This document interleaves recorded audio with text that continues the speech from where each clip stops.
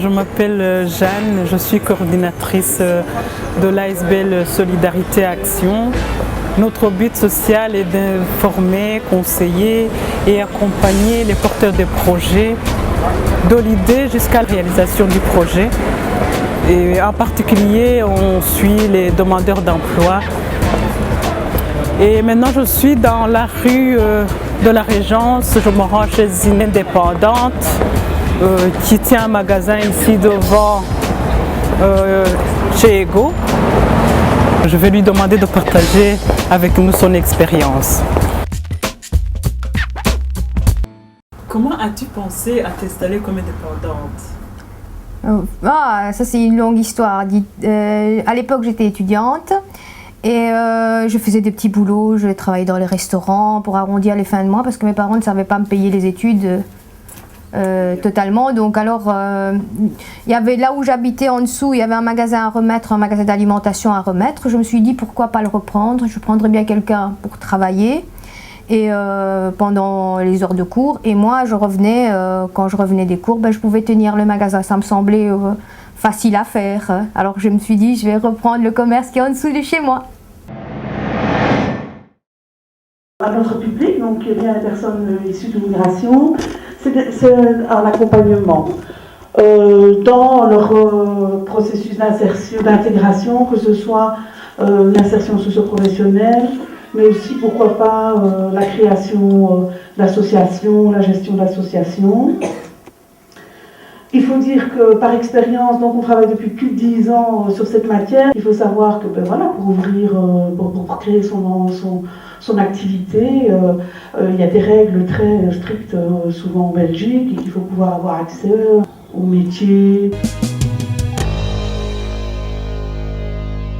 Je pense que la première chose qu'il y a lieu de faire quand on souhaite être indépendant, c'est d'abord de se poser la question comment devenir indépendant, et sous-jacent une première question, pourquoi pas moi? Quand on commence à se poser la question pourquoi pas moi, on est déjà pas loin. Il y a déjà un processus dans la tête qui est en train de maturation, et on arrive à se poser la question, va-t-on aller plus loin, va-t-on rester au chômage, va-t-on rester salarié, que doit-on faire? Donc il y a beaucoup de questions qui se posent au départ, et finalement on en arrive à la motivation. Au début, j'avais pas assez d'informations, justement. Donc quand je suis allée chez le notaire pour constituer la société, j'ai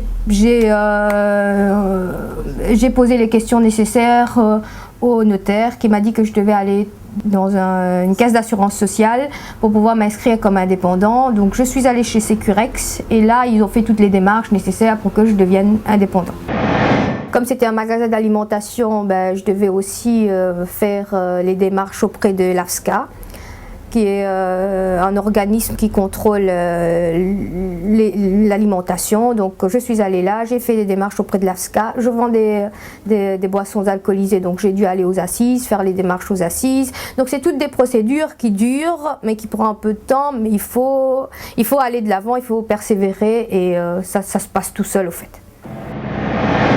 Lors de la discussion pour la formation du gouvernement, vous avez vu combien la question du financement de notre État est liée à l'activité économique. On a payé très cher dans les discussions le fait, et les Flamands nous font savoir très régulièrement, que la contribution de la région wallonne à l'impôt des sociétés par rapport à la contribution de la France est déséquilibrée, elle est encore plus au niveau de l'impôt des personnes physiques. Tout ça est lié au fait que notre région est encore marquée par une difficulté dans sa transition historique de l'économie industrielle à l'économie de service. On est encore très marqué par un niveau de création d'activités, de création d'entreprises qui est insuffisant. Donc c'est important pour nous aussi de nous battre pour cette raison-là, pour essayer de stimuler les différentes initiatives qui peuvent amener plus de Wallons et de Wallonnes de toutes origines à contribuer à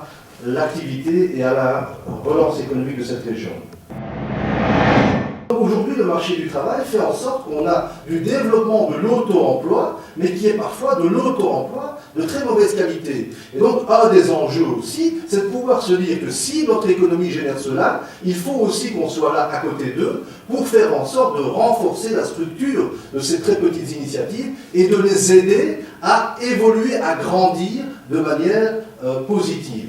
Alors, il y a une autre caractéristique, et vous verrez qu'avec ça, je complète le tableau de ce que personnellement je vis très régulièrement sur le terrain. Il y a une dernière caractéristique, c'est le fait que le marché du travail, il a aussi comme caractéristique d'exclure un certain nombre de publics, de rendre difficile l'entrée dans le monde de l'emploi de certaines catégories de population.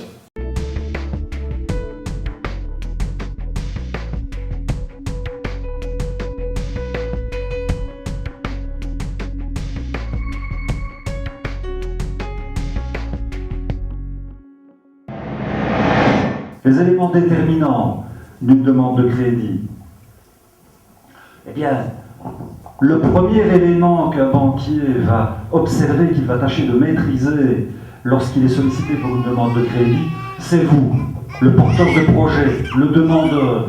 Il va vouloir savoir si vos études, si vos expériences privées, professionnelles, sont en adéquation, bien évidemment, avec le projet que vous souhaitez développer.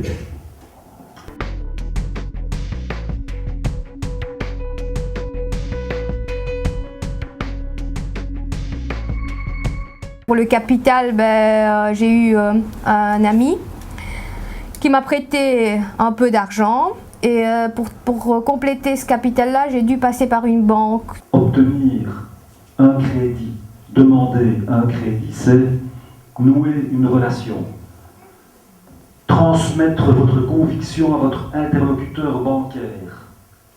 Ça, c'est pour moi l'élément le plus important. Moi, je suis d'origine étrangère et au début, pour commencer une activité d'indépendant, il faut une carte professionnelle. Donc, j'ai dû aller à la commune faire la demande de carte professionnelle et ça dure 6 mois normalement pour avoir la carte professionnelle. Donc, j'ai dû demander à un ami de me prêter sa gérance pour pouvoir commencer. Donc, je n'ai pas commencé comme personne physique directement, j'ai dû passer par une société. Donc, j'ai constitué une société, une SPRL. Et je suis gérante de la SPRL et une personne m'a prêté sa gérance. Aussi, il y avait je devais avoir le capital, ça c'est très important, le capital de départ. C'est le plus grand obstacle qu'on rencontre quand on débute. Quelles solutions par rapport à tout ça? Les solutions, on peut en évoquer à plusieurs niveaux. Je vais d'abord vous évoquer celle que j'envisage à mon niveau personnel, en tant qu'élu, en tant que mandataire, et d'abord une action personnelle. Et une des initiatives que j'ai prises, c'est d'ailleurs comme ça probablement que j'ai été invité à prendre la parole aujourd'hui, c'est de me dire, finalement, tous ces acteurs que je crois, c'est peut-être mon rôle à moi en tant que mandataire, de les mettre en contact. Et donc c'est comme ça que j'ai créé, il y a 1 an, les rencontres de l'économie et des cultures, en se disant qu'aujourd'hui, des grandes villes multiculturelles comme Liège, comme Bruxelles, doivent pouvoir trouver et développer des forums où on puisse discuter de toutes ces questions, et sans aucune limitation évidemment. Il ne s'agit pas de faire des forums spécifiquement pour le public de la diversité. À travers des rencontres comme celle-là, et je ne suis pas le seul à avoir mis ça en place, il y en a d'autres qui se développent, des rencontres entre des acteurs économiques, des porteurs parfois de petits projets, et je crois qu'on fait des pas en avant, parce que, et notamment lors de la dernière édition, lorsque on s'est vu, il y a des synergies qui se créent, des rapprochements, des liens qui se développent, et c'est une manière pour moi, à travers mon travail personnel, d'essayer de lutter contre cette difficulté qu'ont certains entrepreneurs que je rencontre à établir du réseau, un capital relationnel.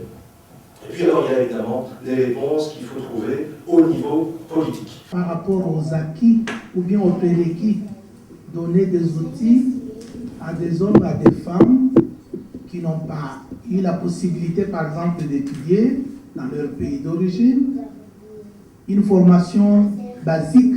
Au niveau politique, il y a notre perspective pour le moment, au niveau fédéral, une grande partie de cette discussion, une grande partie de cette problématique, elle se joue déjà et elle va se jouer encore plus à l'avenir dans les régions. Et le fédéral est encore maître d'un certain nombre de leviers, et dans la discussion pour la formation du gouvernement que nous menons actuellement avec le formateur Yoli Lupo, il y a tout un chapitre dans la note du formateur, consacré au soutien aux indépendants et à la création d'entreprises.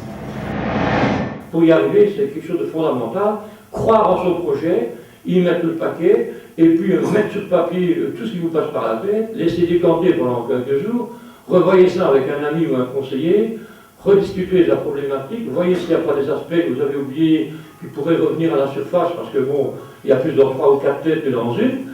Et puis à ce moment-là, vous employez les grands moyens, vous prenez une démarche positive, vous allez voir votre banquier avec un business plan et aussi une étude de marché, hein, c'est-à-dire voir où vous allez vous implanter. Si je devais conseiller quelqu'un, je dirais foncez, allez de l'avant, parce que ça vaut la peine d'être indépendant, ça vaut la peine de faire quelque chose pour soi-même, ça vaut la peine de se dire on va accomplir quelque chose qu'on a créé soi-même, quelque chose qu'on a fait soi-même. C'est un accomplissement qui n'a pas de... qui est énorme pour une personne. C'est vrai, en étant indépendant, on travaille beaucoup, on a beaucoup d'heures, mais le plaisir qu'on a aussi quand on travaille pour soi-même, c'est d'être patron de soi-même. C'est la liberté d'action, de pouvoir gérer d'une telle manière, de ne pas avoir des ordres, mais c'est donner des ordres soi-même. Donc c'est quelque chose qui est génial. Et il faut oser le faire, c'est pas difficile, c'est juste un peu de travail et vous y êtes.